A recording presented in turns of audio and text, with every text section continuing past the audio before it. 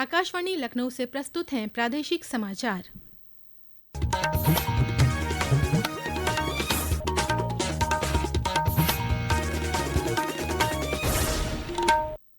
मुख्य समाचार। सर्वोच्च न्यायालय ने आज वक्फ मामले में केंद्र सरकार को 7 दिनों में जवाब दाखिल करने के दिए निर्देश। 5 मई को अगली सुनवाई तक बोर्ड में नहीं होगी कोई नियुक्ति। सिटी बस सेवा में अब निजी ई बस संचालकों को मिलेगा मौका। मुख्यमंत्री योगी आदित्यनाथ ने कहा, पार्किंग, रूट और किराए को लेकर बनाई जाए कार्य योजना। उप मुख्यमंत्री ब्रजेश पाठक ने गोरखपुर और बलिया में स्वास्थ्य सेवाओं की समीक्षा की। कहा, हर मरीज को उपलब्ध कराई जाए बेहतर चिकित्सा सुविधा।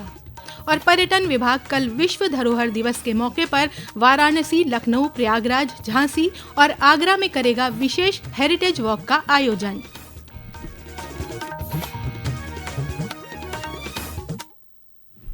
नमस्कार, प्रदेश के समाचारों के साथ मैं तनवीर फातिमा और अब समाचार विस्तार से।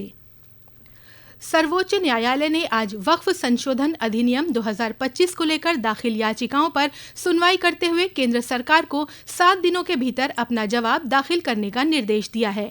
पेश है एक रिपोर्ट।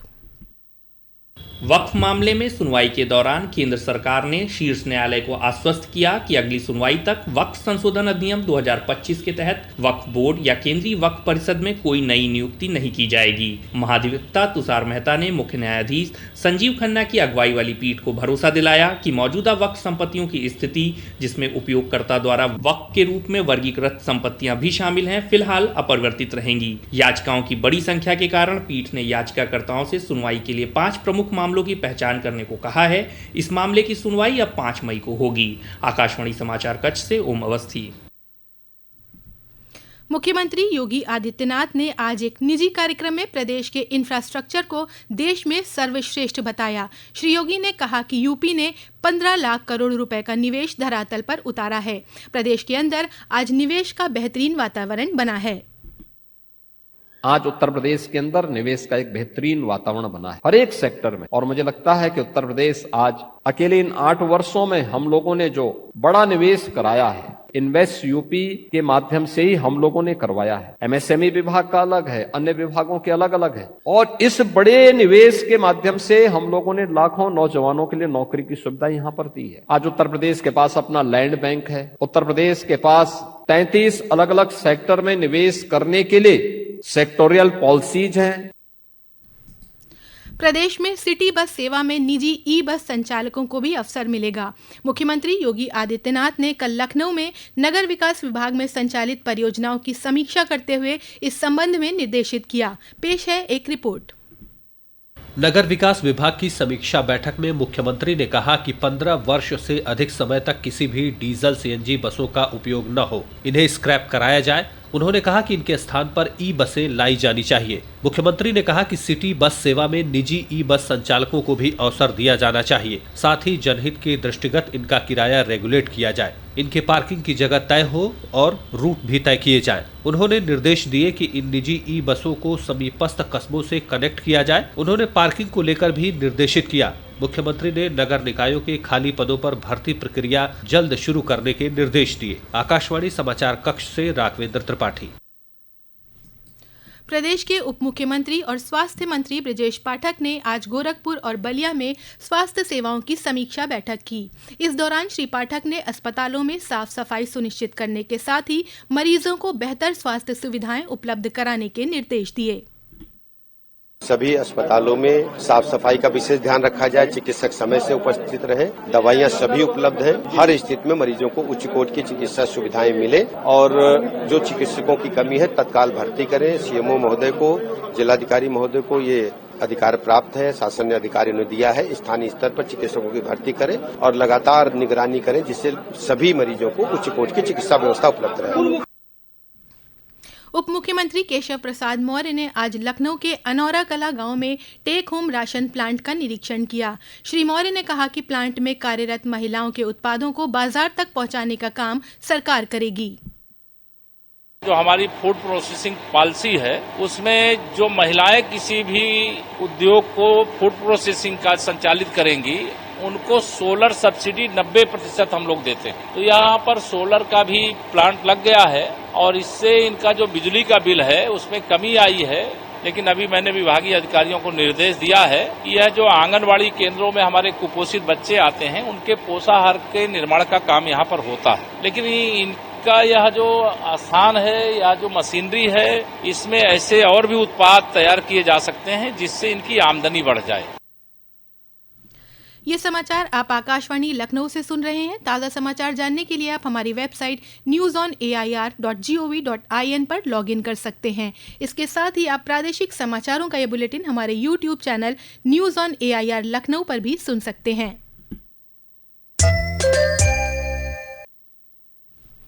उत्तर प्रदेश सरकार और नेशनल स्टॉक एक्सचेंज NSE ने राज्य के सूक्ष्म, लघु और मध्यम उद्यमों को पूंजी जुटाने में सहायता देने के लिए समझौता ज्ञापन पर कल हस्ताक्षर किए। इस समझौते के तहत MSME अब NSE इमर्ज प्लेटफॉर्म के माध्यम से IPO लाकर धन जुटा सकेंगे। उल्लेखनीय है कि उत्तर प्रदेश में लगभग 96 लाख MSME कार्यरत हैं। MSME नीति 2022 के तहत स्टॉक एक्सचेंज में सूचीबद्धता के लिए 5 लाख रुपए की वित्तीय सहायता भी प्रदान की जा रही है। प्रदेश सरकार राज्य के 2 लाख से अधिक युवाओं को अग्निशमन विभाग से प्रशिक्षण के बाद निजी संस्थानों में अग्नि सुरक्षा अधिकारी और अग्नि सुरक्षा कर्मी के पद पर तैनाती के अवसर उपलब्ध कराएगी। इसके लिए विभाग ने कार्य योजना तैयार कर ली है। पेश है एक रिपोर्ट। अग्निशमन विभाग की ADG पद्मजा चौहान ने बताया कि प्रदेश के निजी भवनों में सिक्योरिटी गार्ड की तरह अनिवार्य रूप से अग्नि सुरक्षा अधिकारी और अग्नि सुरक्षा कर्मियों को तैनात करने की कार्य योजना तैयार की गई है। इसके लिए योग्यता के मानक भी तय कर लिए गए हैं। विभाग द्वारा प्रदेश के इच्छुक युवाओं को 1 हफ्ते से लेकर 4 हफ्ते की ट्रेनिंग दी जाएगी। इसके बाद उन्हें विभाग द्वारा सर्टिफिकेट प्रदान किया जाएगा। उन्होंने बताया कि उत्तर प्रदेश देश का पहला राज्य है जिसने केंद्र सरकार के मॉडल फायर सर्विस बिल 2019 को स्वीकार करते हुए उत्तर प्रदेश अग्निशमन तथा आपात सेवा अधिनियम 2022 को लागू किया है। आकाशवाणी समाचार कक्ष से शैलेंद्र शर्मा।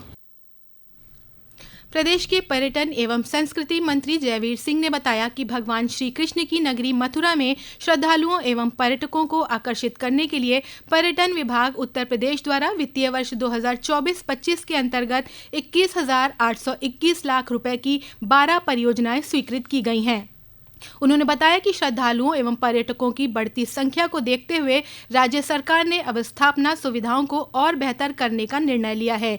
ये परियोजनाएं राज्य सेक्टर एवं तीर्थ विकास परिषद के अंतर्गत आती हैं।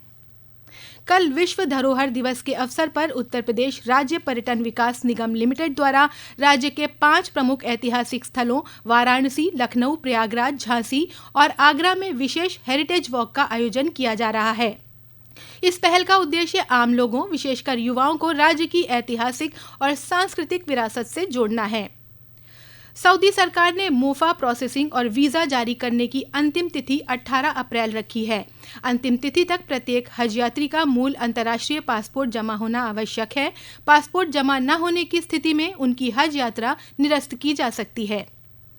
लखनऊ में आज 73वीं उत्तर प्रदेश पुलिस वार्षिक एथलेटिक्स क्लस्टर प्रतियोगिता 2025 का उद्घाटन PSC मुख्यालय के पुलिस महानिरीक्षक आशुतोष कुमार ने किया। प्रतियोगिता में कुल 12 जोन के खिलाड़ी भाग ले रहे हैं। IPL में आज मुंबई के वानखेड़े स्टेडियम में सनराइजर्स हैदराबाद और मुंबई इंडियंस के बीच मुकाबला हो रहा है। मौसम विभाग ने प्रदेश के कई इलाकों में 18 और 19 तारीख के लिए तेज हवा और बारिश का येलो अलर्ट जारी किया है। विभाग के मुताबिक प्रदेश के पूर्वी इलाकों के जिले सोनभद्र, गाजीपुर, मऊ, बलिया, देवरिया, गोरखपुर समेत आसपास के इलाकों में कल तेज हवा के साथ गर्जन और वज्रपात की संभावना है। और अंत में मुख्य समाचार एक बार फिर। सर्वोच्च न्यायालय ने आज वक्फ मामले में केंद्र सरकार को 7 दिनों में जवाब दाखिल करने के दिए निर्देश। 5 मई को अगली सुनवाई तक बोर्ड में नहीं होगी कोई नियुक्ति। सिटी बस सेवा में अब निजी ई-बस संचालकों को मिलेगा मौका। मुख्यमंत्री योगी आदित्यनाथ ने कहा, पार्किंग, रूट और किराए को लेकर बनाई जाए कार्य योजना। उप मुख्यमंत्री ब्रजेश पाठक ने गोरखपुर और बलिया में स्वास्थ्य सेवाओं की समीक्षा की। कहा, हर मरीज को उपलब्ध कराई जाए बेहतर चिकित्सा सुविधा। और पर्यटन विभाग कल विश्व धरोहर दिवस के मौके पर वाराणसी, लखनऊ, प्रयागराज, झांसी और आगरा में करेगा विशेष हेरिटेज वॉक का आयोजन। इसी के साथ प्रादेशिक समाचारों का ये बुलेटिन समाप्त हुआ। अगला बुलेटिन रात 8 बजे FM पर प्रसारित किया जाएगा।